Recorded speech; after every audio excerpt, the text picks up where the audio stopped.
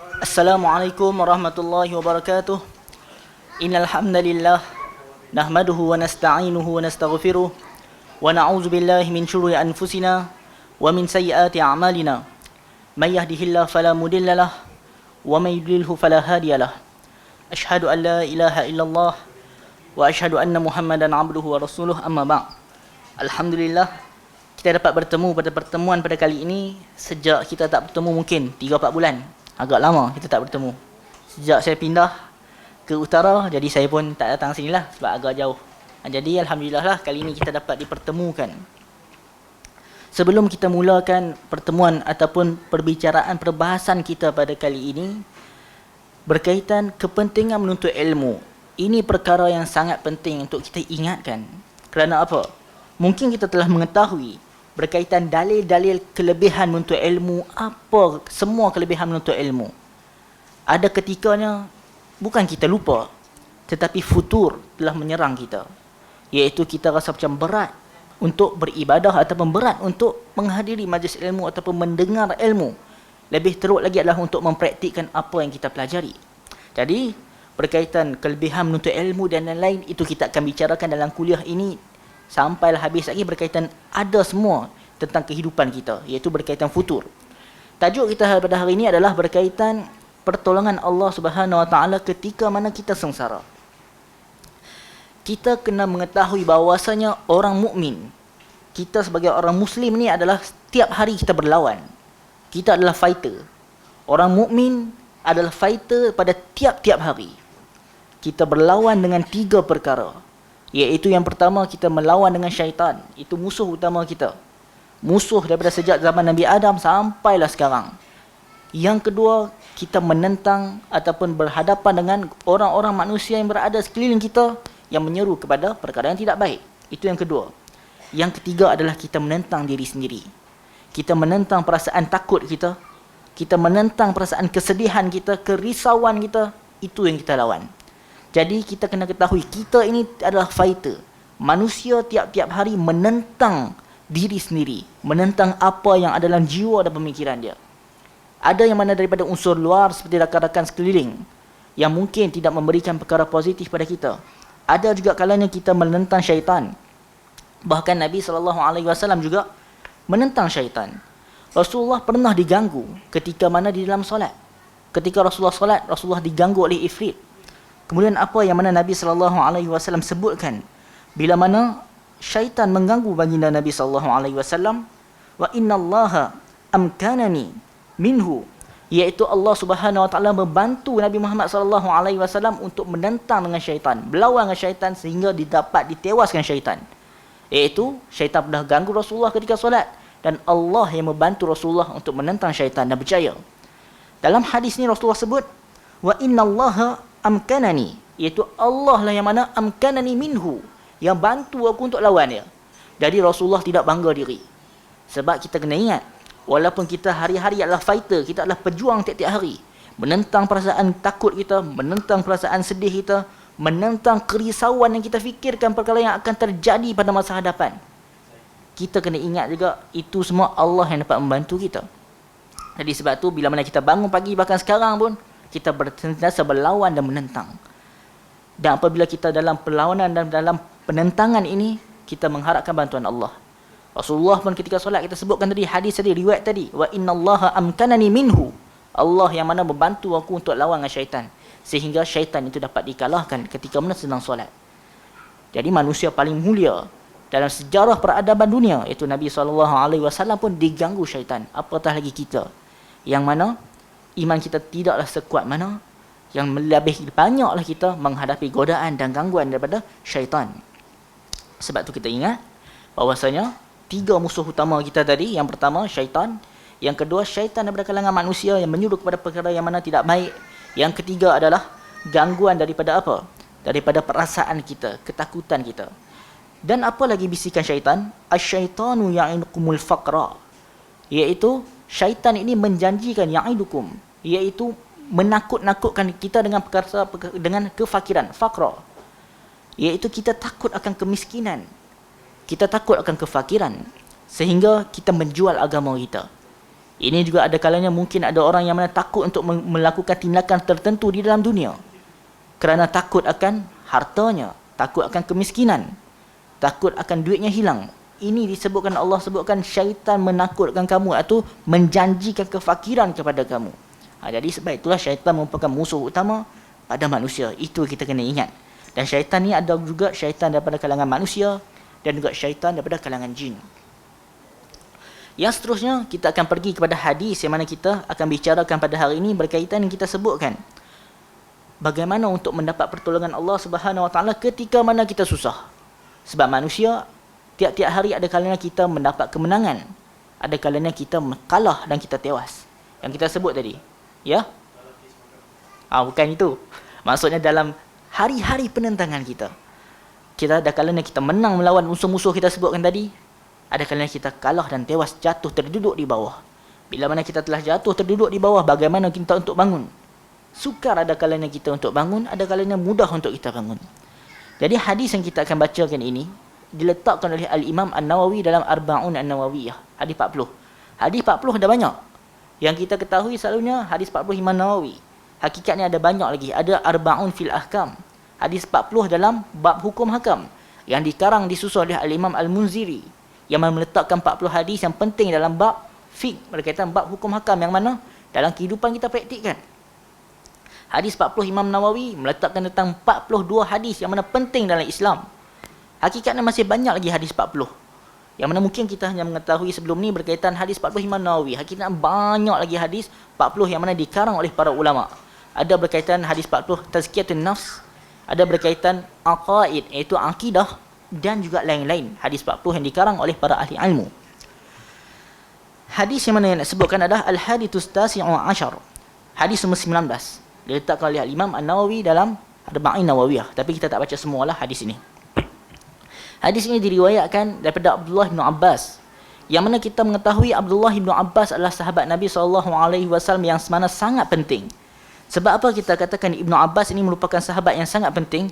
Kerana banyaknya hadis dalam Islam ni adalah datang daripada Abdullah bin Abbas. Sehingga akan disebutkan beliau meriwayatkan hadis sebanyak hampir 1660 hadis. Hadis yang diriwayatkan oleh Ibnu Abbas 1660.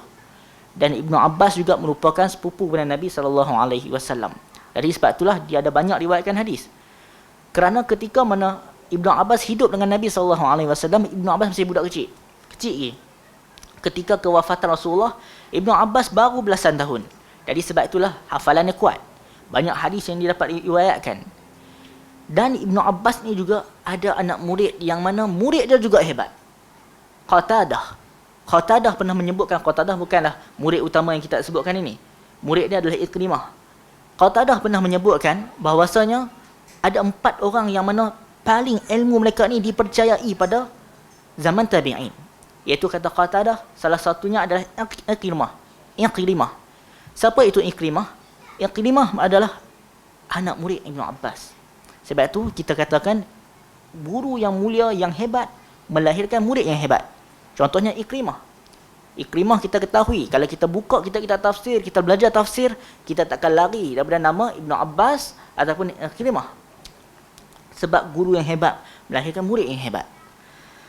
Selain itu, apa yang ada lagi pada Abdullah bin Abbas? Jika kita lihat, Ibnu Abbas juga digelar sebagai Hibrul Ummah, iaitu pemimpin bagi umat. Ada juga sebahagian orang yang mana mengatakan bahawasanya para ulama memilih Ibnu Abbas, banyak meletakkan tafsir, mengambil tafsir Ibnu Abbas kerana faktor Abbasiyah. Itu tak tepat juga. Bukan sebab atas faktor Abbasiyah. Hal ini kerana apa? Ada juga beberapa tafsiran Ibnu Abbas tidak diterima oleh ulama. Iaitu maksudnya ada ulama yang bersalahan menyanggahi pandangan Ibnu Abbas dalam sebahagian perkara. Jadi jika ada orang mengatakan Quran ini ditafsirkan, Ibnu Abbas ditafsirkan Quran, kenapa ulama ambil perkataan Ibnu Abbas atas faktor kerana dia Abbasiyah? Itu kurang tepatlah.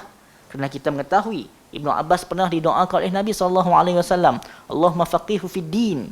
Iaitu Rasulullah mendoakan, ya Allah, kau bagilah kefahaman kepada Abdullah bin Abbas ini. Sebab itu mengapa para ulama lebih memilih pandangan Ibnu Abbas dalam menafsirkan Al-Quran. Selain itu, bila orang hebat ini dia menjadi rebutan, Seperti mana kita ketahui, contoh Imam Bukhari pun semua empat-empat mazhab mendakwa Imam Bukhari mazhab mereka sebab orang hebat. Demikian Ibnu Abbas.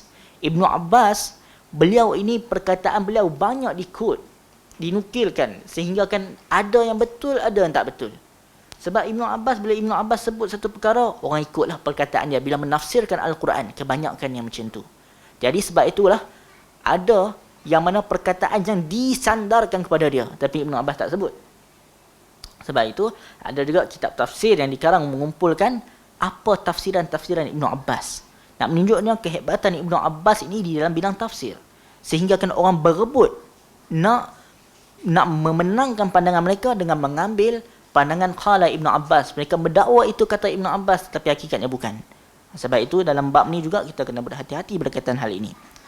Disebutkan juga di dalam tafsir At-Tabari, iaitu dikatakan bahwasanya na'am turjamanul Quran Ibnu Abbas, iaitu antara sebaik-baik yang paling afdal ataupun yang kita katakan yang paling alim faqih dalam menafsirkan Al-Quran adalah Abdullah Ibnu Abbas. Perkataan ini ditemukan dalam tafsir At-Tabari.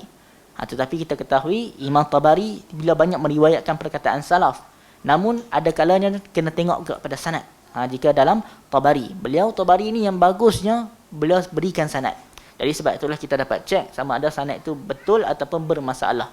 Itu antara kelebihan karangan yang dikarang oleh Imam At-Tabari. Imam ataupun Abdullah bin Abbas, beliau pernah duduk satu majlis yang mana pada majlis itu ada orang-orang yang join perang Badar. Iaitu ketika ini kewafatan Nabi SAW, baginda dah wafat. Umar dan juga ahli yang join perang Badar, mereka berbincang tentang surah An-Nasr. Iaitu mereka bincang tentang surah ini. Apa maksud surah ini? Iaitu kemudian ahli Badar pun mereka pun katakan surah itu adalah berkaitan kita kena memuji Allah, kerana ada perkataan fasabbih, bertasbihlah, memujilah Allah dan istighfarlah kepada Allah. Kebanyakan mereka menafsirkan macam tu surah An-Nasr. Tetapi bila mana sampai pada Ibnu Abbas, dia masih kecil tu, tak besar lagi, dia katakan surah ini adalah surah berkaitan Fathul Makkah. Dan mana surah An-Nasr ini, An-Nasri, berkaitan Fathul Makkah ini menunjukkan kepada isyarat ajal Rasulullah dah dekat. Bila mana Rasulullah dah berjaya Fathul Makkah, membuka kembali ke Makkah, maka ini nak menunjukkan kejayaan Rasulullah dah sampai. Dan ini petanda kepada Rasulullah hampir wafat. Dan sebab itulah fasabbih, arahan suruh bertasbih dan beristighfar, persediaan untuk baginda Nabi SAW wafat. Dan Umar bersetuju dengan pandangan Ibnu Abbas ini. Jadi nak cakapnya, kita tahu ahli Badar ni orang hebat semuanya. Mereka ada di situ, dan Ibnu Abbas juga ada dalam kalangan ketika mana ahli Badar sedang mesyuarat, duduk ataupun berkumpul. Umar pun ada ketika mesyuarat itu. Umar bersetuju dengan pandangan Abdullah Ibn Abbas dalam menafsirkan ayat tersebut. Jadi nak menunjukkan Ibnu Abbas ni dia value dia tinggi lah. Dia ada nilai dalam menafsirkan nas-nas agama. Okey, kita pergi kepada hadis yang mana kita sebutkan tadi. Kuntu khalfan Nabi sallallahu alaihi wasallam. Ibnu Abbas berkata, kuntu khalfan Nabi sallallahu alaihi wasallam, aku berada di belakang Nabi sallallahu alaihi wasallam. Ini menunjukkan bahawasanya Ibnu Abbas dia duduk belakang Nabi. Dia duduk belakang macam mana? Ada yang mengatakan mereka naik kenderaan yang sama. Mereka naik unta ataupun naik sesuatu kenderaan, dan Ibnu Abbas khalfan Nabi sallallahu alaihi wasallam, di belakang Rasulullah. Mereka naik satu kenderaan yang sama. Ada pula yang mengatakan itu adalah maksudnya mungkin dapat dikatakan mereka naik kenderaan yang berbeza, bukanlah mereka naik kenderaan yang sama. Ala kullin, kita nak menunjukkan Rasulullah ni bukanlah orang yang mana eksklusif, yang mana beberapa orang saja yang mana dapat bersama baginda. Tidak. Ibnu Abbas kecil lagi, tapi baginda juga bersama Ibnu Abbas. Kerana ada orang mungkin nak jumpa dia agak susah, agak eksklusif. Mungkin dia hanya suka berduduk dengan orang-orang yang mana ada harta, ataupun orang-orang yang mana yang terkenal sahaja. Tetapi Nabi SAW, kita tengok dengan Ibnu Abbas, kita tahu Ibnu Abbas sepupu beliau, sepupu baginda, beliau duduk bersama. Jadi sebab itu hadis ni kuntu khalfan Nabi SAW dapat menunjukkan dua kefahaman. Yang pertama adalah menunjukkan memang satu kenderaan tetapi duduk di belakang. Dapat kita katakan juga pandangan yang kedua adalah dua kenderaan yang berbeza. Itu. Yang seterusnya, Kita lihat kepada hadis itu, baginda Nabi SAW berkata, Ya ghulam. Ya ghulam maksudnya kita dapat fahami, wahai budak. Tetapi bukanlah kita fahami budak pada zaman sekarang. Kalau kita kata zaman sekarang ni, kita terjemahkan, hei budak, itu kasar. Tapi ghulam kalau ikutkan dalam bahasa Arab, maksudnya menunjukkan perkataan itu adalah perkataan yang disebutkan dengan penuh kasih sayang. Ya ghulam. Itu. Kalau mungkin kita dengan budak-budak, kita agak kasar. Tetapi Nabi SAW ketika dalam hadis ini menunjukkan ya ghulam, menunjukkan baginda agak menjaga. Jazakallahu khair. Baginda walaupun dengan budak-budak, sifat baginda sangat kita tengok penyayang dengan kanak-kanak. Baginda menyebutkan ya ghulam. Seterusnya, kita dapat tengok dalam riwayat-riwayat yang lain juga, ketika berinteraksi dengan sahabat yang besar juga, baginda menjaga semua ini. Jika kita lihat dalam surah Yusuf, ketika Nabi Yaqub nak buat apa? Nabi Yaqub dalam keadaan nak menasihati anak dia, iaitu Nabi Yusuf. Apa Nabi Yaqub kata? Ya bunayya, la taqsus ru'yaka ala ikhwatik. Wahai anakku, maksudnya ya bunayya, panggilan dengan penuh kasih sayang. Demikian juga Rasulullah pada sepupu dia, ya ghulam, wahai budak. Itu kalau kita literal lah, tapi hakikatnya panggilan yang penuh dengan lembut dan kasih sayang. Ya ghulam. Rasulullah panggil dengan penuh kehormatan. Rasulullah juga pernah menggelar kepada Sayyidina Ali Abu Turab. Abu Turab, iaitu Turab tu tanah. Kenapa? Kerana satu hari, kita akan ceritalah kisah Sayyidina Ali, beliau ada konflik dengan isteri dia Fatimah. Jadi bila mana Nabi SAW panggil Abu Turab kepada Sayyidina Ali, bapa tanah, adakah boleh kita nak panggil kawan kita dengan gelaran tertentu? Kita katakan kita boleh untuk panggil dengan panggilan yang baik kalau dia suka. Contoh kalau kita kata dia Asad. Asad kita tahu adalah singa yang mana menunjukkan orang tu berani. Jika di sebuah tempat perkataan haiwan tertentu adalah perkataan hinaan, kita panggil dia. Itu tak boleh lah kalau dia tak suka. Bahkan itu hinaan dan dia pun tak suka. Maka itu tak boleh. Kita dalam masyarakat kita kalau sebut Asad, itu perkataan mulia nak menunjukkan ketegasan seseorang itu. Bahkan kalau kita masa Arab pun, kalau kita belajar dalam bab majas, contohnya banyak orang akan bagi contoh berkaitan Asad. Ra'aitu Asad, aku melihat Asad yaktubu fil mimbar, dia berkutubah pada mimbar. Maksudnya perkataan Asad ni kita tengok kalau dalam konteks Arab, dia perkataan yang mulia, orang yang tegas. Sama juga dalam konteks masyarakat kita. Katakanlah satu negeri itu ataupun satu tempat masyarakat memang perkataan tersebut ataupun satu perkataan haiwan ini, haiwan tertentu dia yang haiwan ni hina, tak boleh kita nak guna pada orang tersebut. Jadi kita kena tengok juga. Kita lihat bagaimana Rasulullah ketika mana berinteraksi dengan Sayyidina Ali. Nabi SAW pernah panggil ataupun pernah pergi ke rumah Fatimah. Dan kemudian Fatimah mengatakan kana baini wa bainahu syai', iaitu maksudnya adalah antara aku kana baini wa bainahu syai', antara aku dan Ali ni ada konflik, ada sesuatu perkara. Maksudnya ada benda yang mungkin suami isteri, biasalah benda tersebut. Kemudian faqadabani, Ali marah dekat aku. Bila ada konflik Sayyidina Ali, dia marah dekat aku. Kemudian Ali pergi mana? Fa kharaja falam yaqil indi. Setelah dia macam ada konflik, dia tegur aku sesuatu, mungkin dia agak marah dengan aku, Ali pun dia keluar. Falam yaqil indi, dan dia tidak berqailulah di rumah aku. Maksudnya qailulah tu tidur sekejap lah tengah hari. Ali tak tidur. Selalu dia qailulah. Setengah orang sebut qailullah, sebenarnya silap, qailulah. Ali pun dia tidur. Selalunya dia tidur di tengah hari sebelum zuhur. Tapi hari tersebut tak ada. Sebab apa? Sebab marah ataupun merajuklah suami isteri. Kita katakan bukanlah merajuk dia kata, tapi konflik. Manusia kita pun sesama manusia akan ada konflik dalam keluarga kita. Mungkin sesama adik-beradik kita akan ada konflik. Dan juga sesama sahabat kita pun ada konflik. Konflik ni ada dalam kehidupan kita. Kita tak dapat lari daripada menghadapi perkara ini. Kemudian hadisnya ada banyak riwayat. Ada riwayat sahabat lain yang bercerita kat Rasulullah, Sayyidina Ali dekat masjid. Ada pula riwayat bahawasanya Rasulullah yang mana pergi ke masjid, kemudian jumpa dengan Ali. Bila mana Rasulullah jumpa dengan Ali, faja'a Rasulullah sallallahu alaihi wasallam, maka Nabi sallallahu alaihi wasallam pun datang pergi kepada masjid dan berjumpa dengan Ali. Dalam keadaan Sayyidina Ali dia dalam keadaan baring. ataupun tidur mengiring. Kemudian disebutkan qad saqata ridauhu an shiqqihi.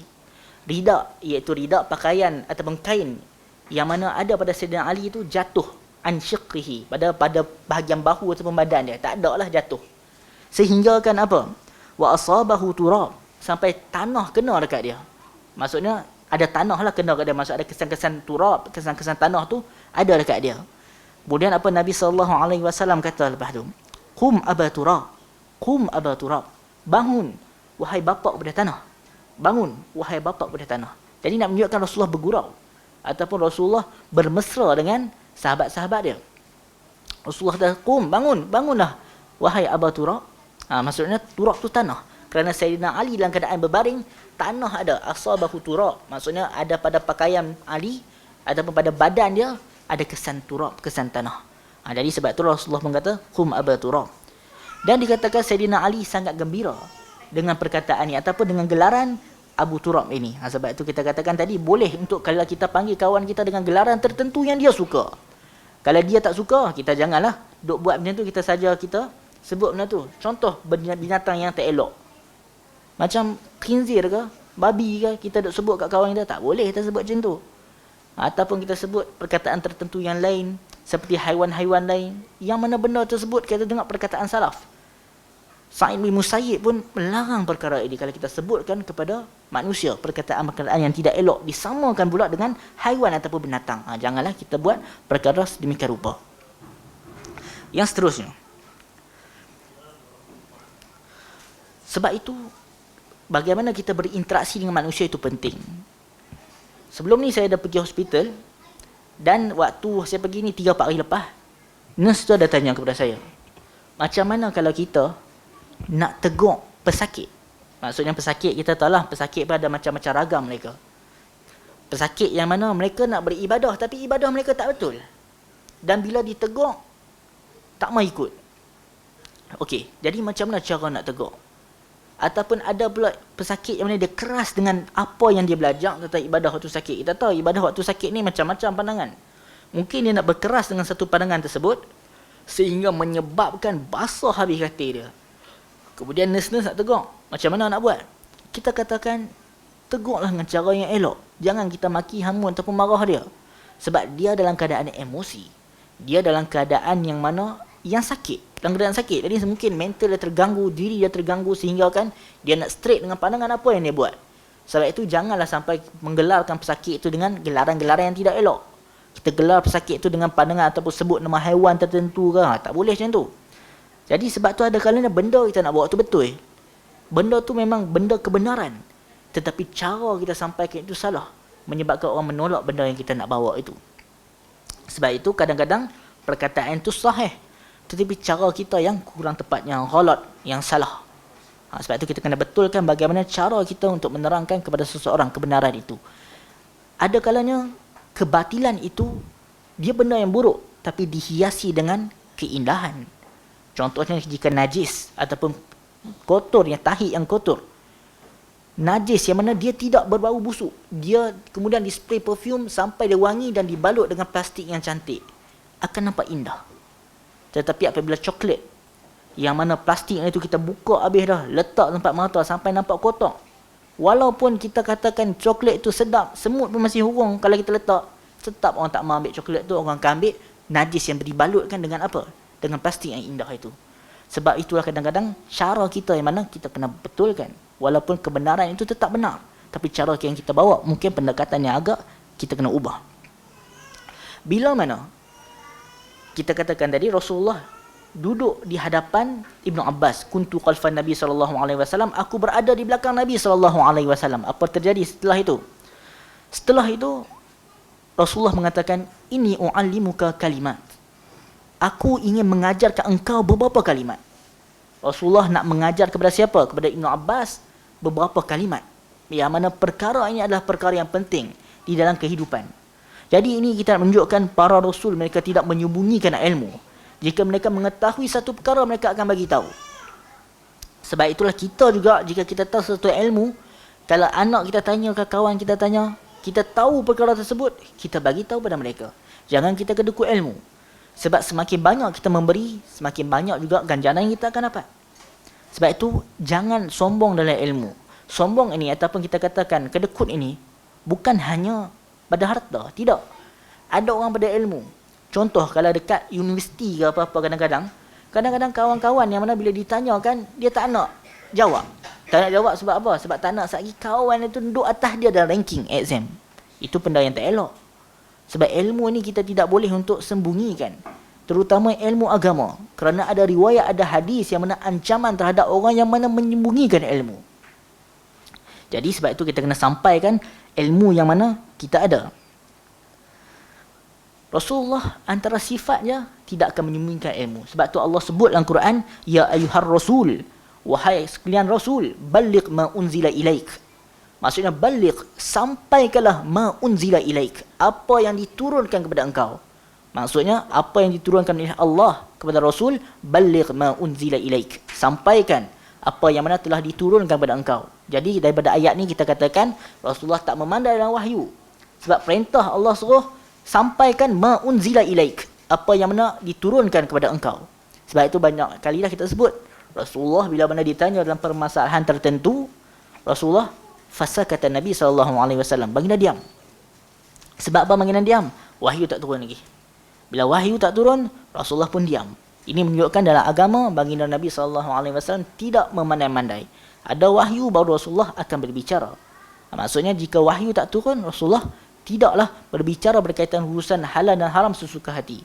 Ini nak menunjukkan salah satu bahawasanya agama ini bukan direka oleh Nabi Muhammad SAW kerana orientalis ataupun orang-orang barat, musuh-musuh Islam. Mereka cuba untuk memburukkan Islam dengan mengatakan agama Islam ni dibawa oleh Nabi SAW, diciplak, dikopi daripada kitab-kitab yang terdahulu. Maksudnya dicuri daripada agama-agama lain. Kalau kita katakan ada persamaan antara agama kita dengan agama lain, mungkin cara tertentu, ibadah tertentu, kita telah sebutkan bahawasanya memang Nabi Musa, Nabi Isa, semua mereka adalah beragama Islam. Tauhid kita semua sama. Yang membezakan antara kita dan umat terdahulu adalah pada syariat, pada syariah. Akidah sama, tak ada masalah. Syariah yang berbeza. Sebab tu banyak kali kita sebut dah, umat terdahulu, kalau pakaian mereka kotor, kena buat apa? Bukan basuh je, kena gunting. Itu umat-umat terdahulu. Sebab itu kita sebutkan syariah berbeza, akidah tetap sama antara kita dan juga umat yang terdahulu. Yang seterusnya, antara perkara yang seterusnya adalah disebutkan juga al-kibru batarul haq, iaitu al-kibir. Sombong itu adalah kita menolak kebenaran. Kita menolak kebenaran. Bila mana kita cakapkan tadi berkaitan ilmu tadi, berkaitan ilmu, kadang-kadang kita tahu satu kebenaran itu, tetapi kita tolak sebab ia bukan daripada orang yang kita suka. Sebab itu kita sebutkan kebenaran itu daripada siapa pun kita terima. Jika yang benar datang itu daripada siapa, kita terima. Tetapi ilmu, kita cakap kalau kita nak menuntut ilmu, kita kena tengoklah dengan siapa kita ambil ilmu. Tetapi jika kebenaran, kita terima walaupun daripada musuh yang kita tidak suka.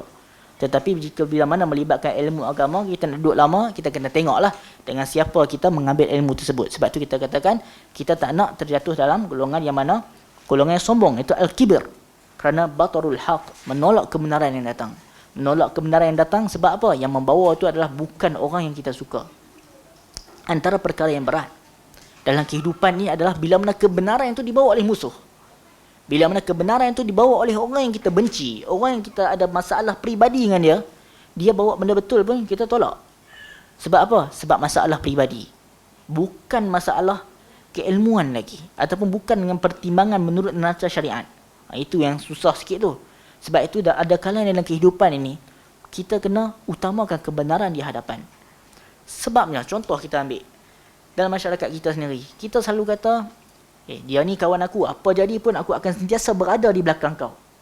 Perkataan ni betul, ada sampai satu tempat, ada kalanya juga kena ditinjau juga. Sebab apa? Kalau kita bersama dengan dia sentiasa, dia salah pun kita akan backup. Dia salah pun kita akan pertahankan. Kalaulah kawan kita tu salah, kita tahu memang kawan kita salah, kita sayang kat dia pun, janganlah kita mempertahankan kesalahan dia. Kita kena bersama dengan kebenaran. Sebab itu ini perkara yang sukar. Ini juga berlaku pada sebahagian orang, bahkan berlaku juga pada sebahagian sahabat kita. Melibatkan bila mana kawan kita tu mungkin ada banyak jasa, pertolongan dari sudut kewangan, maka bila mana nak berbicara benda yang benar di hadapan dia, agak sukar. Sebab apa? Sebab kita nak jaga perasaan dia. Sehingga kan kita telah menzalimi orang lain. Sebab itu kita katakan tadi, kita jangan bersifat seperti mana sifat menolak kebenaran disebabkan kebenaran itu datang dari pihak yang kita tak suka. Jika kebenaran itu walaupun datang dari musuh, kita menerimanya. Kita menerima kebenaran tersebut. Kemudian bila mana Nabi SAW menyebutkan tadi, inni u'allimuka kalimat, aku ingin mengajarkan engkau berkaitan beberapa kalimat, kepada Abdullah bin Abbas. Nabi SAW pun menyebut, ihfazillah yahfazka, jagalah Allah, Allah akan memelihara engkau. Apa maksud menjaga Allah? Maksudnya adalah menjaga hak-hak yang mana kita seorang hamba dengan pencipta. Sebab tu jika kita lihat ketika kita mempelajari hadis ini, para ulama menyebutkan kita menjaga solat, menjaga arkanul Islam, rukun-rukun Islam. Termasuk juga disebutkan kita menjaga berkaitan, bila disebutkan menjaga berkaitan solat, kena tahu juga berkaitan syarat-syarat sah solat dan lain-lain. Hadis tadi sebut, ihfazillah yahfazka, jagalah Allah, maka Allah akan menjaga engkau. Maksudnya kita menjaga hak-hak kita sebagai seorang hamba yang patut kita lakukan terhadap pencipta. Jaga daripada apa? Bila kita kata ihfazillah yahfazka, Allah jaga kita daripada apa? Ada beberapa pandangan. Pandangan yang pertama, bila kita menjaga hak-hak yang sepatutnya kita tunaikan, yahfazka, Allah akan jaga kita. Allah pelihara kita daripada apa? Yang pertama adalah Allah memelihara iman dan akidah kita. Ini benda penting. Mungkin sekarang ni kita rasa, tak ada apa lah. Akidah ni, sikit je Allah jaga akidah je. Akidah penting. Sebab itu kita rasa macam Allah jaga akidah kita ni benda yang kecil. Sebab kita tidak pernah duduk di dalam kekufuran. Seperti saya dah sebutlah baru-baru ini, ketika mana membahaskan hadis berkaitan saat Amr bin As hampir wafat. Saya dah bahas 4 hari lepas. Yang mana Amr bin As, bila mana dia nak mati, dia mengatakan, inna afdala, sesungguhnya perkara yang paling afdal yang aku buat persediaan untuk menemui Allah Subhanahu Wa Taala adalah, beliau menyebutkan syahadatan, iaitu menyebutkan kalimah tauhid, la ilaha illallah Muhammad Rasulullah. Iaitu itu adalah afdal, perkara yang paling afdal yang mana Amr bin As buat persediaan untuk menemui Allah Subhanahu Wa Taala, seperti dalam berbagai hadis disebutkan. Walhal Amr bin As ni siapa? Dia, kita tahu dia sahabat. Dia banyak jasa dia. Bahkan anak dia merupakan orang yang banyak meriwayatkan hadis. Jadi kita ketahui anak yang mana melakukan kebaikan, bapa akan dapat ganjaran juga. Bahkan Amr bin As ni, dia merupakan gubernur di Mesir. Dia yang membebaskan Mesir daripada cengkaman-cengkaman Nasir yang tak elok. Ini nak menunjukkan bahawasanya Amr bin As ni dia banyak jasa dia. Tetapi bila dia nak mati, dia kata apa? Inna afdala, sesungguhnya benda yang paling afdal, paling baik yang mana aku nu'id, buat persediaan untuk bertemu dengan Allah adalah la ilaha illallah Muhammad Rasulullah. Itu dalam hadis ini disebutkan bahawasanya waktu dia kafir, apa yang mana dilakukan oleh beliau, iaitu beliau menyebutkan ketika mana dia kafir, dia sangat keras memusuhi Nabi SAW. Ashadda buqdan, iaitu dia sangat keras dalam memusuhi Rasulullah sehingga dia suka untuk membunuh Rasulullah dengan tangan dia. Dia berharap dapat membunuh baginda dengan tangan dia. Itu Amr bin As waktu dia kafir dulu. Kemudian disebutkan bahawasanya, kalau dia kata, kalau aku mati waktu tu, waktu kafir tadi, waktu dalam keadaan aku dapat bunuh Rasulullah tadi, kalau aku mati waktu tu, apa akan jadi pada aku? Lakuntu min ahli nar, aku akan jadi sebahagian pula ahli neraka. Maksudnya Amr bin As kata, kalau waktu aku mati, waktu aku memang niat nak bunuh Rasulullah dulu tu, lakuntu min ahli nar, aku jadi ahli neraka. Kita sendiri, ada kalanya kita dapat mengetahui keadaan kadar diri kita. Ada kalanya kita rasa jahat sangat kita, sehingga kan kita terdetik dalam jiwa kita, kalau aku mati waktu ni, habislah aku. Kalau aku mati waktu ni, kena asap kubur teruk aku. Kalau aku mati saat ni, neraka lah tempat aku. Mungkin ada kalanya terdetik perasaan kita. Ada kalanya kita pula bila mana iman kita naik, kita rasa kalau aku mati waktu ni, insya-Allah aku berharap masuk ke dalam syurga. Amr bin As pernah merasakan benda ni. Yang mana kita sebutkan tadi, waktu dia memusuhi Nabi, asyadda buqdan. Ketika mana waktu dia cerita balik waktu dia kafir. Waktu dia kafir tu dia sangat keras memusuhi Rasulullah. Dia kata, kalau aku mati, aku termasuk dalam, kalau aku mati waktu ke musuh Rasulullah tu, lakuntu min ahli nar. Mungkin aku akan masuk dalam ahli neraka kalau aku mati saat tu, saat aku masih kafir memusuhi Rasulullah. Tapi sekarang beliau telah beriman dah. Jadi nak tunjuknya apa? Nak menunjukkan bahawasanya hadis yang mana tadi kita baca, yang Rasulullah sebut, bila mana kita ihfazillah, peliharalah, jagalah Allah, jagalah hak-hak Allah, yahfazka, nescaya Allah akan memelihara engkau. Iaitu melihara daripada apa? Allah jaga akidah kita. Jadi nak menunjukkan akidah kita penting. Sampai Amr bin As yang mana membuka ataupun lebih tepat membebaskan Mesir itu pun, dia kata benda paling berharga waktu nak meninggal dunia adalah apa? Syahadah. Syahadatain. 2 kalimah syahadah, itu perkara bernilai. Sebab dia pernah merasakan buruknya, sesaknya berada dalam kekufuran, sesaknya berada dalam kekafiran. Kita tidak merasakan perkara tersebut. Sebab kita lahir dalam keadaan beriman. Kita lahir-lahir dan beriman. Lahir-lahir telah diazankan di telinga. Sebab itu kita kurang merasakan perkara ini. Kurang menghayati kalimah syahadah. Sebab itu kita katakan bagus bila mana kita belajar akidah berkaitan apa itu rukun dan syarat 2 kalimah syahadah. Nak menunjukkan bahawa kita kena menghayati perkara tersebut. Kerana Amr bin As bila mengatakan itu perkara yang paling baik, yang mana dia pernah buat persediaan untuk bertemu Allah Subhanahu Wa Taala, iaitu kalimah tauhid. Dia jaga kalimah tauhid. Sebab itu penting untuk kita belajar. Jangan jemu belajar ilmu agama. Seterusnya, bila mana disebutkan Allah menjaga akidah, in ihfazillah yahfazka, iaitu Allah akan memelihara akidah kita. Ihfazillah, jagalah Allah, jagalah hak Allah. Antara perkara kita kena jaga adalah solat. Ini perkara yang mana? Yang sangat penting. Sebab itu Allah sebut hafizu ala salawat. Peliharalah solat-solat. Iaitu Allah perintahkan kita untuk memelihara solat yang mana kita lakukan. Kerana ia perkara yang susah. Sebab Allah sebut bila bab solat, Allah sebut hafizu, iaitu peliharalah, jagalah berkaitan solat ini. Sebab ia perkara yang sukar. Solat perkara yang sukar. Kerana bila mana seseorang itu meninggal dunia ataupun seseorang meninggalkan solat, sehingga ulama berbeza pandangan status dia kafir ataupun tidak. Yang kita tahu mazhab Syafi'i tidak kafir jika tinggal dalam keadaan malas, tetapi akan dihukum dengan hukuman tertentu, di penjara dan lain-lain. Itu dalam mazhab Syafi'i. Mazhab Hambali agak tegas dalam masalah ini. Jadi ini kita nak katakan bahawasanya solat benar penting. Sebab tu ganjaran kita menunaikan solat dan hak-hak Allah yang lain, yahfazka, Allah akan pelihara kita. Sebab itu solat adalah ibadah yang mana yang berat, bukan semua orang dapat lakukan. Orang-orang yang mana tidak khusyuk, ia berat sangat nak solat. Sebab itu futur, kita akan bicarakan sekali bab futur berkaitan orang yang mana dia rasa berat untuk beribadah. Dia bukan tak tahu tentang ilmu. Mungkin dia datang kuliah, dia pun datang belajar majlis ilmu, tapi dia berat nak mengamalkan apa yang dia belajar. Kadang-kadang dia tinggalkan. Sebab futur telah menyerang ke dalam jiwa dia, telah menyerang ke dalam iman dia. Apa lagi kelebihan menjaga solat fardu tadi? Ada hadis yang diriwayatkan oleh Imam Nasa'i, iaitu ayyudqilahul jannah. Allah Subhanahu Wa Taala menjanjikan, memberi janji kepada orang yang jaga solat, ayyudqilahul jannah. Allah akan memasukkannya ke dalam syurga, iaitu orang yang mana memelihara solat. Perintah Allah perintahkan dalam Quran dia hafizu ala salawat, peliharalah solat. Dan juga dalam riwayat Nasa'i juga akan masuk ke dalam syurga orang jaga solat. Jadi bila mana sesuatu ibadah tu fadilat dia tinggi, godaan pun akan datang lagi banyak. Sebab tu awal-awal tadi pembukaan kuliah tadi saya sebutkan apa? Tiap-tiap kita ini 3 benda kita kena fight yang saya sebutkan tadi. Dalam kehidupan kita, kita ni orang Muslim, mukmin adalah fighter. Kerana tiap-tiap hari kita kena lawan syaitan. Kita kena lawan orang sekeliling kita yang mana memberikan ataupun mengajak kita kepada keburukan.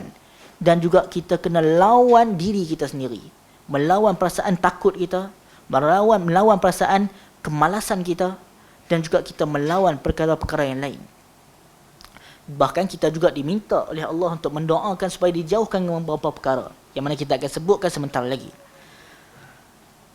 Ada perbahasan dalam kalangan ulama dan ayat kita sebutkan tadi, apa itu solat wusta, yang mana Allah suruh kita jaga solat wusta. Ada beberapa pandangan seperti pandangan Atha, pandangan Ikrimah, yang menyebutkan solat wusta itu adalah solat subuh. Ada beberapa pandangan, iaitu solat wusta. Atha mengatakan solat subuh. Seperti juga ini juga merupakan pandangan Ikrimah dan juga lain-lain. Anas juga mengatakan solat subuh. Tetapi majoriti ulama, jamaahir fuqaha, mengatakan solat wusta adalah solat asar. Solat asar. Jadi ada 2 pandangan lah. Tidak kisahlah solat asar ataupun solat subuh. Yang penting kita kena jagalah semuanya. Bila Allah perintahkan hafizu ala salawat, peliharalah solat-solat ini, maka kita kena pelihara perkara ini. Yang seterusnya kita akan sebutkan berkaitan hadis ini panjang, kita tak sebutkan semua, kita hanya ambil input-input perkara yang mana yang penting berkaitan hadis ini. Dalam hadis ini juga Allah Subhanahu Wa Taala ataupun Nabi SAW menyebutkan bahawasanya kita kena memelihara hak Allah. Selain itu, kita kena sentiasa dekat dengan Allah bukan hanya pada waktu susah, tapi waktu senang pun. Sebab itu Nabi SAW menyebutkan ta'arraf ila Allah fir raqa ya'rifka fi syiddah atau kama qala. Iaitu maksudnya ta'arraf ila Allah fir raqa, iaitu kita hendaklah mengenali Allah, memperkenalkan diri kita kepada Allah. Maksudnya kita beribadah kepada Allah dalam keadaan kita senang, dalam keadaan kita tidak ada kesulisan yang susah. Maksudnya bukan dalam keadaan syada'id saja. Syada'id itu keadaan yang mana menghadapi musibah kesukaran. Kita kena ta'arraf ila Allah fir raqa. Kita hendaklah dekat dengan Allah, mengenali Allah, memperkenalkan diri kita kepada Allah dalam keadaan kita senang, dalam keadaan kita tidak ada beberapa masalah yang banyak. Ya'rifka fi syiddah, Allah akan kenal kita ataupun Allah akan bantu kita dalam keadaan syada'id, dalam keadaan kita ditimpa musibah-musibah yang mana yang turun tanpa henti. Maka sebab itulah untuk mendapat mustajabnya doa, kita kena dekat dengan Allah Subhanahu Wa Taala bukan hanya ketika mana dia waktu kita susah, tetapi dia waktu senang. Tapi kalau kita tengok orang mungkin dia waktu susah ataupun waktu senang dia jauh dengan Allah, waktu susah baru dia dekat. Jangan kita ejek dia pula, itulah waktu senang tu tak, jangan macam tu. Nanti daripada asal yang dia buat macam tu, terus dia tak ibadah langsung. Kita nasihatlah elok-elok. Dan kita buat macam tu. Maksudnya sebab tu macam kita sebutkan tadi, ada kalanya satu benda tu benar, kebenaran, tetapi cara pembawakan kita salah, menyebabkan orang tolak semua terus. Yang seterusnya kita lihat Nabi Yunus. Nabi Yunus kita tahu, kisah Nabi Yunus berada dalam perut ikan itu. Zulumat, gelap. Digunakan plural jamak. Kalau kita tengok dalam kita tafsir, kenapa disebutkan zulumat? Kegelapan perut itu. Kegelapan apa? Iaitu kegelapan malam. Nabi Yunus berada dalam perut ikan itu di dalam kegelapan malam. Kegelapan laut di dasar lautan dan kegelapan perut ikan. Jadi maksudnya berduduk dalam perut itu. Bahkan Allah sebutkan, falaula annahu kana minal musabbihin. Kalaulah Nabi Yunus ni tak termasuk dalam golongan orang musabbihin, la labisa fi batnihi ila yaumi yub'asun. Maka nescaya Nabi Yunus akan duduk dalam perut tu ila yaumi yub'asun, sampai hari dibangkitkan. Maksudnya kita ketahui Nabi Yunus dia dikeluarkan dari perut ikan. Sebab apa? Sebab apa? Salah satunya sebab musabbihin. Sebab tu Allah sebut falaula annahu kana minal musabbihin. Kalaulah bukan disebabkan Nabi Yunus ini termasuk orang mana selalu musabbihin, bertasbih, la labisa fi batnihi ila yaumi yub'asun. Dia akan duduk dalam perut tu selama-lamanya ataupun sampai hari kebangkitan, dibangkitkan semula. Maksudnya dia akan duduk lama lah. Sebab Nabi Yunus ni waktu dia senang, dia selalu berzikir, dia selalu bertasbih, Allah keluarkan dia. Berapa lama Nabi Yunus duduk dalam perut itu? Dalam perut ikan tu dalil tak menyebutkan secara jelas, tetapi ada beberapa pandangan menyebutkan, ada mengatakan arba'ina yauman, 20 hari. Ada mengatakan 20 hari. Ada juga mengatakan ishrina yauman, iaitu 20 atau arba'ina yauman, 40 hari, maaf, 40 hari, arba'ina yauman. Ada mengatakan ishrina yauman, 20 hari. Ada pula yang mana mengatakan 7 hari saja. Jadi pandangan pertama yang mana mengatakan arba'ina yauman, 40 hari. Ada juga mengatakan ishrin, 20. Ada mengatakan 7 hari. Dalil secara jelasnya tak sebutlah secara jelas. Tak sebut secara jelas, tetapi nak mengatakan tempoh dia tidaklah mana sampai ila yaumi yub'asun, sampai hari kebangkitan, tak ada. Okey, tadi kita sebut tadi, Allah sebut bahawasanya dalam Quran tadi, falaula annahu kana minal musabbihin, kalaulah bukan disebabkan Nabi Yunus ni daripada orang yang musabbihin. Apa maksud musabbihin? Di sini ada beberapa pandangan ulama yang mana menyebutkan maksud musabbihin. Ada yang mana menyebutkan bahawasanya musabbihin di sini maksudnya minal musallin, termasuk orang-orang yang mana musallin. Musallin ni pula kita nak tengok dari sudut bahasa atau istilah. Sebab musallin, kalau musallin dari sudut istilah, orang mendirikan solat. Kalau musallin dari sudut bahasa, adalah orang yang rajin berdoa. Jadi ayat ni sebutkan Nabi Yunus orang yang musabbihin. Jadi musabbihin di sini ada apa? Jadi kata Abdullah bin Abbas, musallin. orang yang mana mendirikan solat, kalau kita ambil di atas segi istilah, kalau segi bahasa, dia doa. Jadi nak cakapnya, Nabi Yunus ni selalu berdoa di waktu dia senang. Dia selalu meminta kepada Allah, dan dia selalu musallin. Dia orang yang mana menunaikan solat. Dia orang yang mana menunaikan solat. Jadi sebab itulah kita katakan penting untuk kita menunaikan solat. Bila mana menunaikan solat ni bukan hanya ketika waktu kita sukar, bukan hanya waktu syada'id, tapi waktu raha, waktu kita bukan dalam kesimpetan, bukan dalam kesusahan, waktu kita dalam kesenangan, kita kena beribadah kepada Allah. Waktu kita senang dapat nikmat, kita syukur. Waktu kita dapat derita, diuji dengan derita yang bertubi-tubi, kita bersabar. Walaupun sabar itu sukar untuk kita lakukan. Kita dah bahas banyak kali sebelum ni, antara sabar dengan syukur mana darjat yang tinggi. Itu dah banyak perbahasan yang kita telah bicarakan. Bahkan ramai yang mana mungkin antara kita yang salah faham konsep sabar. Mungkin ada mengatakan sabar itu adalah pasrah, ataupun sabar itu kita pasrah macam tu je. Hakikatnya itu perlu diperbetulkan.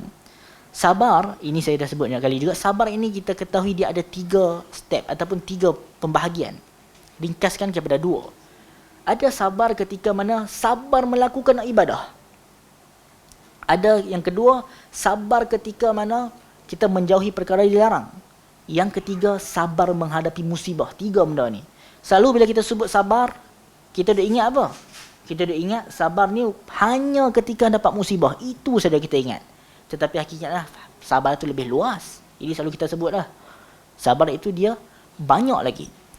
Antara sabar yang sukar adalah sabar ketika hendak melaksanakan ibadah. Itu sukar. Kerana kita diuji dengan perasaan malas. Contoh, tuan-tuan nak datang kuliah ni, perlu kesabaran. Bukan boleh start motor terus mai. Ada perancangan. Kita tengok jadual, oh ada kuliah malam ni, datang lah. Maksudnya sabar dalam melaksanakan ibadah, menuntut ilmu. Nak solat perlu kesabaran. Menentang syaitan, menentang sifat malas, dan menentang pelbagai sifat yang lain. Sebab tu menuntut ilmu, ataupun pergi berpuasa, ataupun menunaikan solat, semua ini memerlukan kesabaran. Sebab tu kita katakan, sabar itu bukan hanya kita sabar ketika menghadapi musibah, sabar itu juga adalah dalam melaksanakan ibadah. Sehingga akan dibicarakan oleh para ahli ilmu antara sabar dalam melaksanakan ibadah dengan sabar menjauhi perkara dilarang, mana lebih afdal, mana lebih utama.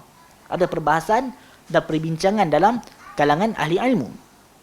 Ada sebahagian mengatakan sabar melaksanakan ibadah lebih afdal, ada yang mengatakan sabar menghadapi larangan itu lebih baik. Jadi itu ada perbahasan lah. Yang pentingnya kita lakukan kesemuanya. Jadi sebab itu penting untuk kita mengetahui perkara ini. Dalam hadis yang mana diriwayatkan oleh Imam Tirmizi, iaitu hadis ini kategori sanad adalah hadis yang hasan, iaitu secara mafhumnya siapa yang mana disuka untuk mana Allah terima doa dia ketika syada'id, hendaklah falyuksir, dia memperbanyakkan doa ketika mana apa? Firraqa, dalam keadaan dia senang, dalam keadaan masa dia lapang. Falyuksir, Nabi kata perbanyakkan doa. Jadi sebab tu bukan sekadar berdoa biasa-biasa saja ketika waktu senang, tapi bila sebut falyuksir, maksudnya memperbanyakkan doa firraqa. Falyuksir doa firraqa, perbanyakkanlah doa ketika ada masa lapang. Doa pada masa lapang antara doa dengan masa susah, mana lebih sukar? Doa pada masa senang lebih susah daripada doa pada masa susah. Sebab waktu susah, kita memang bergantung kepada Allah Subhanahu Wa Taala. Kita sujud pun lama. Kita solat sunat kat rumah, sujud pun lama.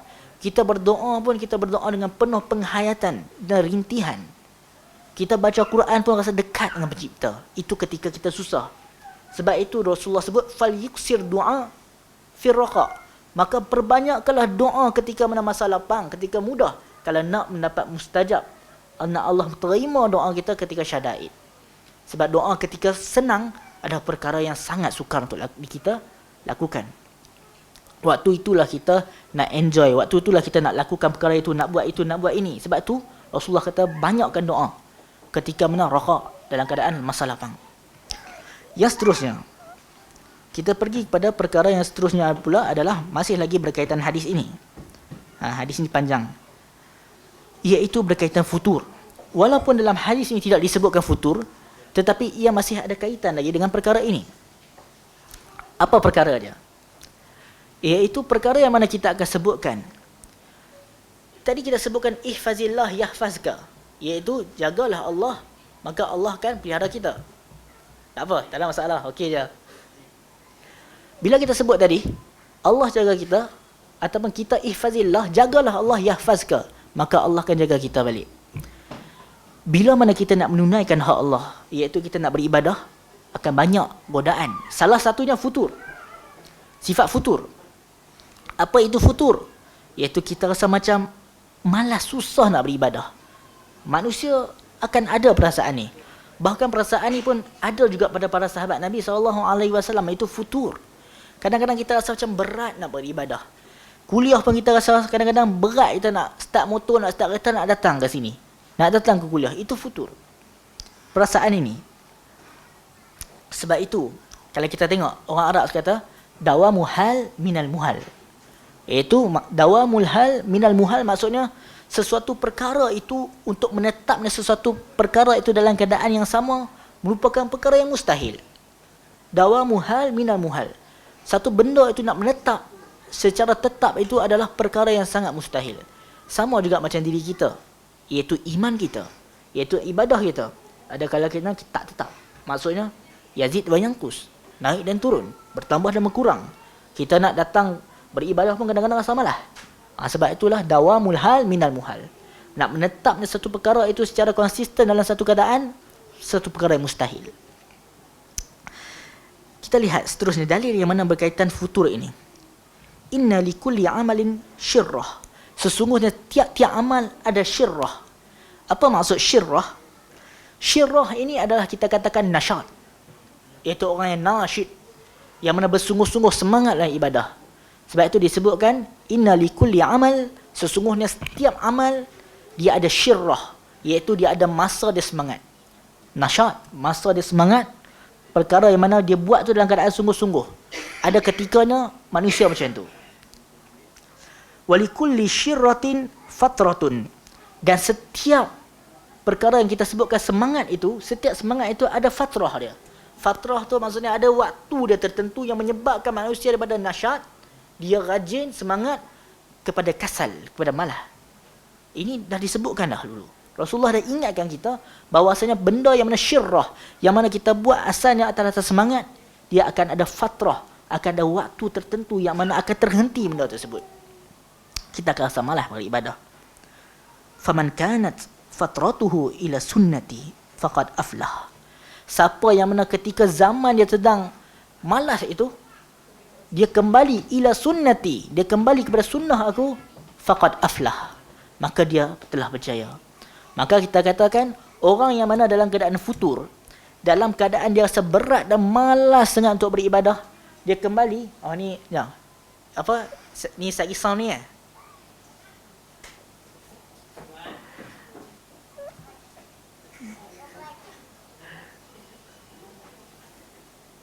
Okey, sambung balik, tak ada masalah. Sebab tu kita sebutkan tadi, bila mana keadaan kita syirrah, semangat, dia akan ada fatrah.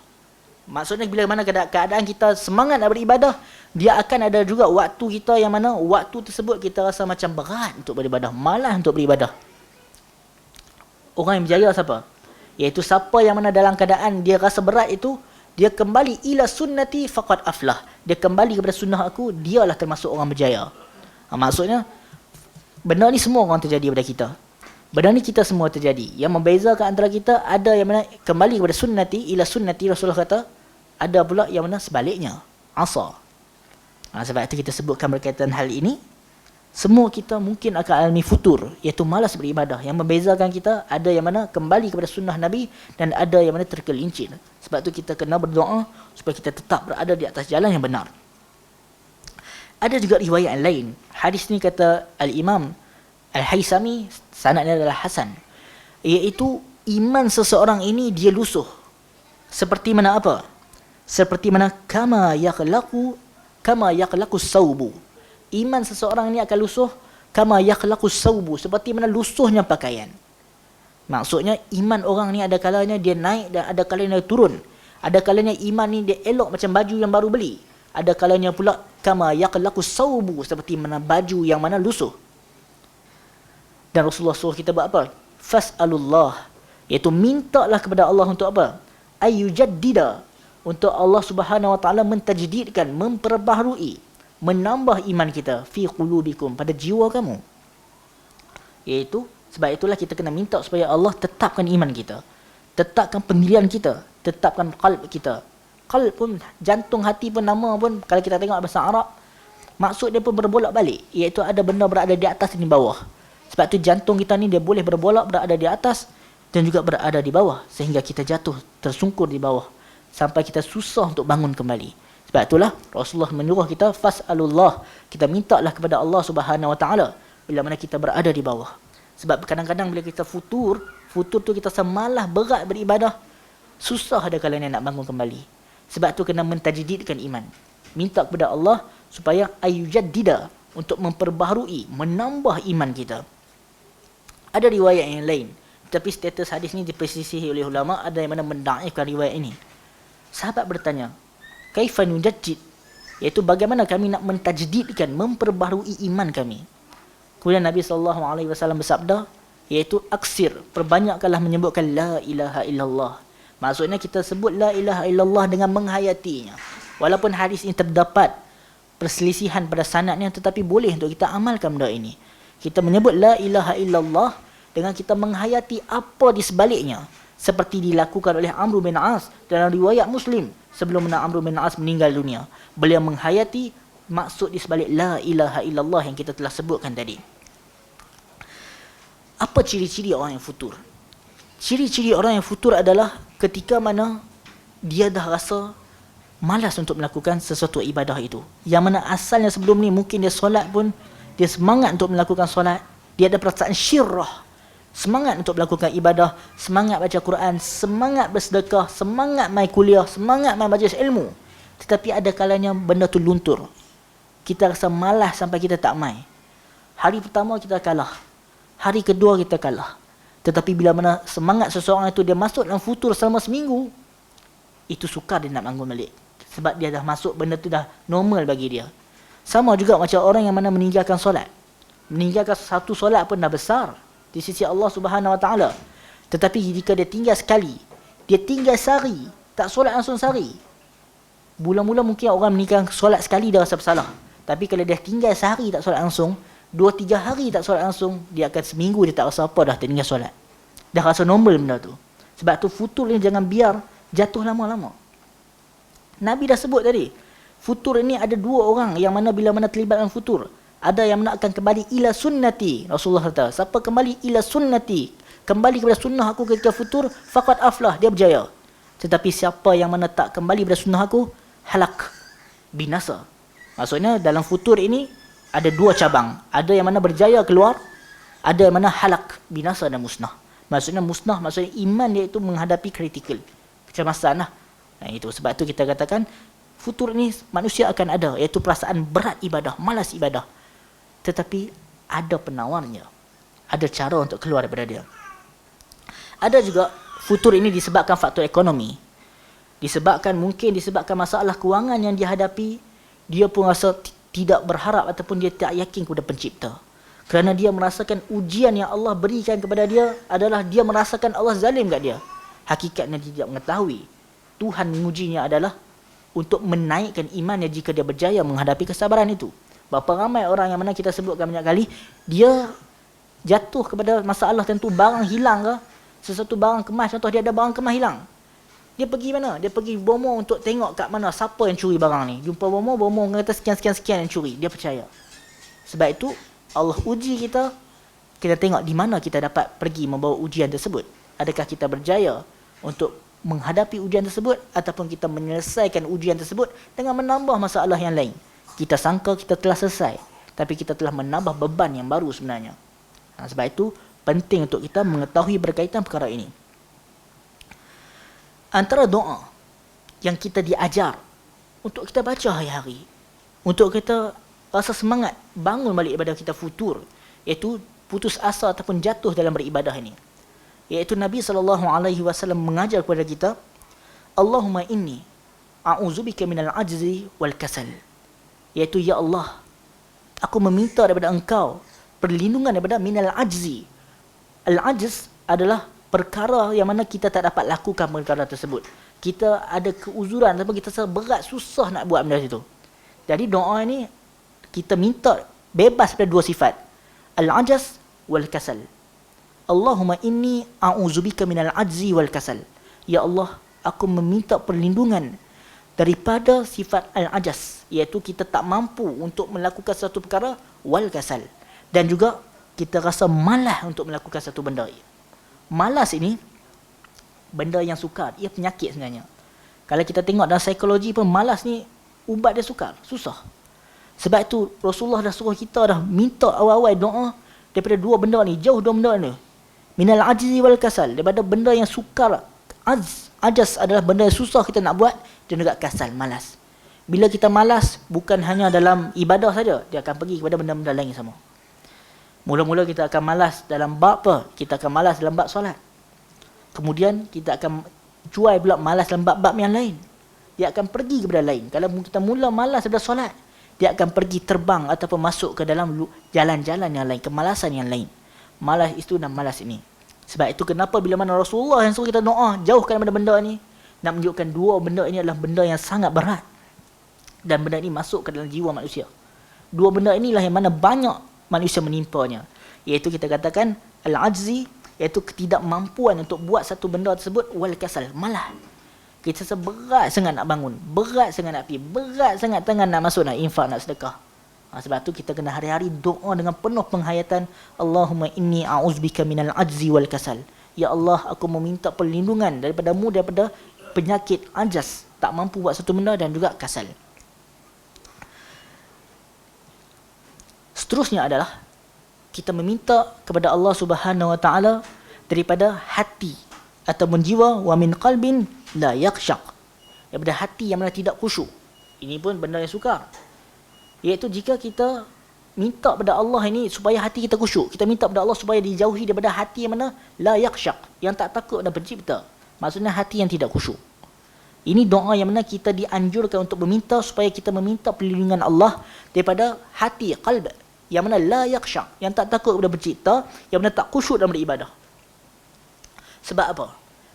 Orang yang mana jiwa dia tidak ada perasaan khusyuk, ibadah dia rasa tak rasa sesuatu. Dia bila solat pun dia rasa macam benda tu sangat membebankan dia, sebab dia tiada perasaan khusyuk. Dia tak ada perasaan mengingati pencipta di sebalik bacaan yang dia baca. Dia rukuk, dia tidak merasa memberatkan ataupun membesarkan Allah. Sedangkan ketika rukuk, kita tahu antara zikir yang Rasul ajak, Allahumma laka raka'tu, ya Allah, hanya kepada engkau aku rukuk ini. Demikian juga ketika sujud, Allahumma laka sajadtu, ya Allah, hanya kepada engkau lah aku sujud ini. Maksudnya kita turunkan kepala kita, tundukkan badan kita hanya kepada Allah. Jadi sebab itulah kita nak merasakan penghayatan benda tersebut. Tapi bila mana orang yang mana tidak ada hati, yang mana merasai benda tersebut, dia tak rasa benda tu. Sebab tu doa yang mana Rasulullah ajar kita supaya kita minta hati yang mana khusyuk. Kita dah minta supaya dijauhi wa min qalbin la yakhsha, daripada hati yang mana tidak khusyuk dan tidak takut kepada pencipta. Kita semua ini banyak buat salah. Tak ada orang yang perfect, termasuk yang berbicara ini. Semua kita ada salah, semua kita ada yang silap. Yang membezakan kita adalah ada yang mana setelah melakukan kesalahan tersebut, dia merasa bangga dengan kesalahan dia. Ada juga yang mana kembali menemui pencipta, iaitu setelah melakukan kesalahan, dia terjatuh ke dalam sebuah lubang, dia kembali kepada Allah Subhanahu Wa Taala. Sebab tu ada riwayat menyebutkan, dikatakan bahwasanya at-taib kama la zambalah atau kama qala, orang yang mana bertaubat seolah-olah dia tidak ada dosa. Jadi sebab itulah, walaupun kita ni orang yang jahat, ataupun mungkin kita ada melakukan kesalahan, jahat tu macam teruk sangat, mungkin kita tak boleh lah kita, kalau kita dalam belajar ni, kalau contohnya kalau kita belajar sebuah kitab ke apa ke, kita tak apa elok buat perumpamaan kalau diri kita yang dalam tu. Contoh kalau kita bicara bab neraka, tak apa elok sangat kalau kita kata, kalaulah aku ni masuk neraka, contohnya aku masuk neraka, tak apa elok sangat. Sebab kita macam seolah-olah sebut macam tu. Jadi perumpamaan contoh tak apa elok sangat kalau kita buat perumpamaan yang tu. Contoh kalau kita kata, contohnya aku ni kena azab kubur, tak apa elok. Itu kalau adab belajar kitab. Kalau buat perumpamaan untuk azab neraka untuk diri kita, agak kurang elok lah. Sebab kita meminta supaya dijauhkan dari neraka. Jadi sebab tu kalau kita buat pemisalan, contoh pun kita kena jauhkan daripada buat contoh-contoh macam tu. Okey. Kita ini manusia yang mana manusia semua ada melakukan kesalahan. Sebab tu kita sebutkan, kita berharap kita termasuk orang yang mana hati kita dan pertindakan kita munib, iaitu kita ni lembut hati untuk kembali kepada Allah Subhanahu Wa Taala. Sebab tu juga penduduk syurga yang mana Allah Subhanahu Wa Taala ceritakan, penduduk syurga adalah orang yang mana bertaubat daripada kesalahan. Sebab tu penduduk syurga asalnya bukan maksum. Mereka ada buat salah, tapi mereka kembali kepada pencipta. Sebab tu manusia semua kita ada perkara yang mana kita risaukan, ada perkara yang mana kita takutkan, ada perkara yang mana sangat mengganggu pemikiran kita. Ada kalanya terlalu memikirkan masa hadapan dapat menyebabkan kita overthinking. Terlalu memikirkan perkara yang lepas menyebabkan kita sukar untuk terus melangkah ke depan. Sebab tu kita bertawakal, berusaha dan berharap kepada Allah Subhanahu Wa Taala akan mempermudahkan urusan kita. InsyaAllah kita berjumpa pada pertemuan esok hari. Pagi esok insyaAllah kita sambung kuliah kita pukul 9. Assalamualaikum warahmatullahi wabarakatuh.